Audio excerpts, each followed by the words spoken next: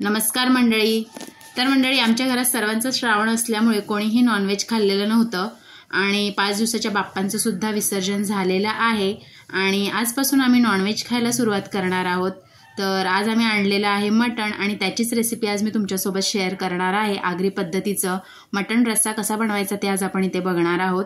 तर कुकरमध्येच मी शिजवणार आहे, एकदम झटपट होणार आहे, तुम्ही ते बघू शकता। तर कुकरमध्ये 3 मोठे चमचे तेल घ्यायचं आहे आपल्याला। मटणला हळद आणि लिंबाचा रस मी लावून घेतलं होतं, म्हणजे मॅरिनेट करायला ठेवलं होतं।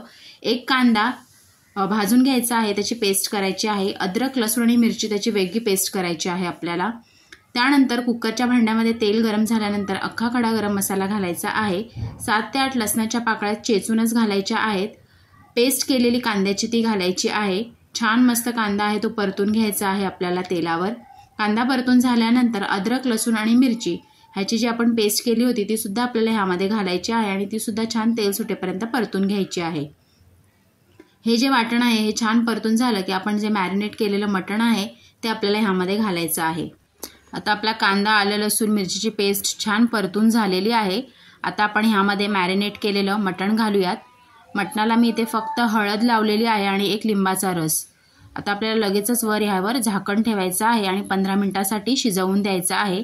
15 मिनिटांनंतर मटणाला छान असा स्टॉक तयार होतो। तर तुम्ही ते बघू शकता, छान मस्त असा मटण स्टॉक तयार झालेला आहे। पुन्हा एकदा मिक्स करून घेऊयात आणि परत 10 मिनिटांसाठी आपण झाकण देऊन ठेवणार आहोत। आता आपल्याला या झाकणावर पाणी ठेवायचं आहे। हे जे पाणी आहे जे गरम झाल्यानंतर आपल्याला मटण शिजायलाच वापरायचं आहे, थंड पाण्याचा बिलकुलही वापर नाही करायचा आहे आपल्याला। तर आता आपण ह्यामध्ये 4 चमचे घरगुती आगरी मसाला घालतेय मी। आगरी मसाल्याची रेसिपी लिंक डिस्क्रिप्शनमध्ये मी दिलेली आहे, जाऊन नक्की चेक करा, बनवून बघा।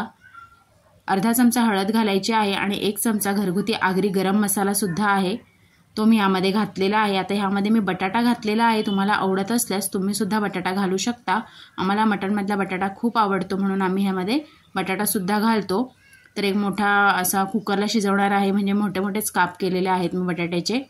चवीपुरतं मीठ घालायचं आहे आता आपल्याला ह्यामध्ये आणि पुन्हा एक झाकण ठेवायचं आहे आणि 5 ते 10 मिनिटं वाफ काढून घ्यायची आहे। तर तुम्ही ते बघू शकता, छान मस्त असं तेल सुटलेलं आहे मटणला। आता ह्यामध्ये आपल्याला खोबऱ्याचं वाटण घालायचं आहे, याची रेसिपी सुद्धा मी तुम्हाला शेअर केलेली आहे।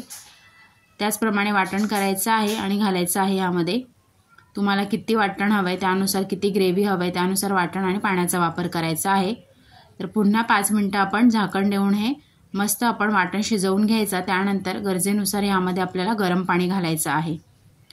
आता पाणी इथे मी 2 ग्लास घातलेलं आहे गरम पाणी। जेवढं तुम्हाला रस्सा हवा आहे त्यानुसार पाणी घालायचं आहे। कुकरचं झाकण बंद करून 2 शिट्ट्या आपण करणार आहोत।